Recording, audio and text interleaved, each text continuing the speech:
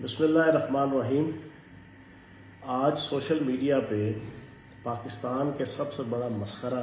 پاکستان کا سب سے بڑا 2 نمبر شخص، پاکستان کا سب سے بڑا بدنام زمانہ، ذات کے حوالے سے، اپنی کرتوتوں کے حوالے سے، اپنی ڈگنیٹی کے حوالے سے، اپنی خانگی زندگی کے حوالے سے، اپنے کول فیل کے حوالے سے ایک تیسرے درجے کا انسان کہ جس کو کوئی شخص بھی پسند نہیں کرتا، جس کے اپنے بیوی بچے اس کو بدوائیں دیتے ہیں آ کے سوشل میڈیا، الیکٹرانک میڈیا میں، جس کی اپنی بیٹیاں اور اپنی بیویاں کہتی ہیں کہ یہ دنیا کا سب سے ناقابل اعتبار اور گھٹیا شخص عامر لیاقت، اس نے ایک خاص ویسٹرن انٹرسٹ کے تحت پاکستان کی سیاست کے اندر اور معاشرت کے اندر زہر گھولنے کی کوشش کی۔ اس نے کسی کے کہنے پہ بڑے ہی اپنی طرف سے خوبصورت انداز سے پاک فوج اور پی ٹی آئی، پاک فوج اور عوام، ان کے درمیان ڈفرنس پیدا کرنے کی کوشش کی۔ میں آپ کو ایک بڑی کلیئر چیز بتاؤں، اس پورے کرائسس میں، یہ جو تحریک عدم اعتماد کا کرائسس تھا، میں ایک چیز سے ڈر رہا تھا، بینگ اے پاکستانی، محب وطن پاکستانی،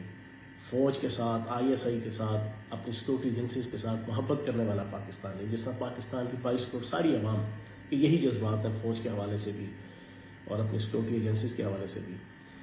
میرے دل میں ایک ہلکی سی کسک تھی کہ کہیں یہ عدم اعتماد کے پروسیس کے اندر ہماری پارٹی یا ہماری لیڈرشپ باقی پارٹیوں کی طرح، سلطان مفرور الدین ارطغرل نواز شریف کی طرح، مولانا فضل الرحمان کی طرح، آصف زرداری کی طرح، اسفندیار ولی کی طرح، محمود خان اچکزئی کی طرح، کہیں مجبوراً اس پورے پروسیس کے اندر کہیں فوج کے حوالے سے یا آرمی چیف کے حوالے سے یا آئی ایس آئی چیف کے حوالے سے یا آئی ایس آئی کے حوالے سے کوئی ایسی سٹینس یا کوئی موقف نہ لے کہ جس کی وجہ سے پاکستان کے لیے، پاکستان کی عوام کے لیے یا ہمارے جیسے پاکستان کی 22 کروڑ عوام کے لیے تو تھوڑی سی سستی کا ماحول بنے۔ لیکن خدا کی قسم کھا کے کہتا ہوں، میرے دل میں عمران خان صاحب کی محبت میں اضافہ ہوا صرف یہ دیکھ کے کہ اس پورے 1 مہینے کے پروسیس کے اندر خان صاحب نے ایک لفظ میڈیا کے اندر، سوشل میڈیا کے اندر، آرمی چیف کے حوالے سے، جنرل باجوہ صاحب کے حوالے سے،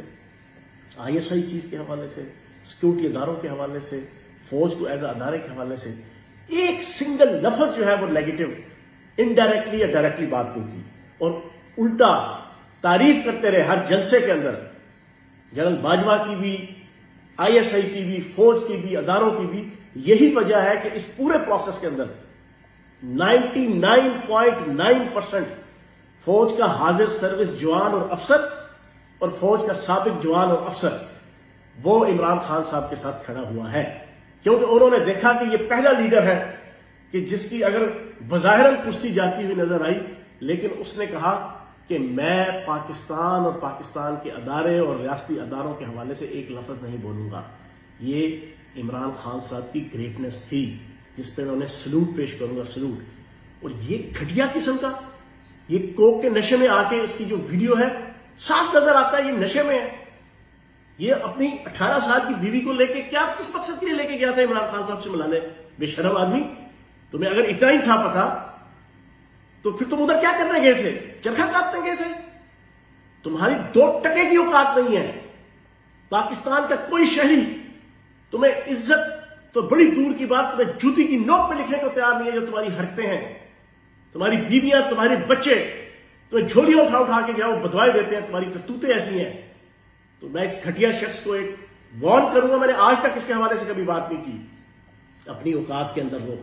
تمہاری اوقات ڈرامے بازی ہے، تمہاری اوقات یہ مراسپنا ہے، تمہاری اوقات یہ جناب اس قسم کی گھٹیا حرکتیں کرنا ہے۔ آگے دوڑ دے پیچھے چھوڑ والا حساب ہے تمہارا۔ چلو شادیاں کرتے رہو، جتنی شادیاں کرنی ہے، پیچھے چھوڑتے جاؤ، آگے جاتے جاؤ، لیکن ان ایشوز کے اوپر اپنی زبان کو لگام دے کے رہو۔ گھٹیا انسان والی حرکت مت کرو۔ پاکستان کی فوج، پاکستان کے ادارے ہمارے سر کا جھومر ہے، ہمارے ماتھے کا جھومر ہے۔ تمہارے جیسے گھٹیا شخص کی کسی رائے کی وجہ سے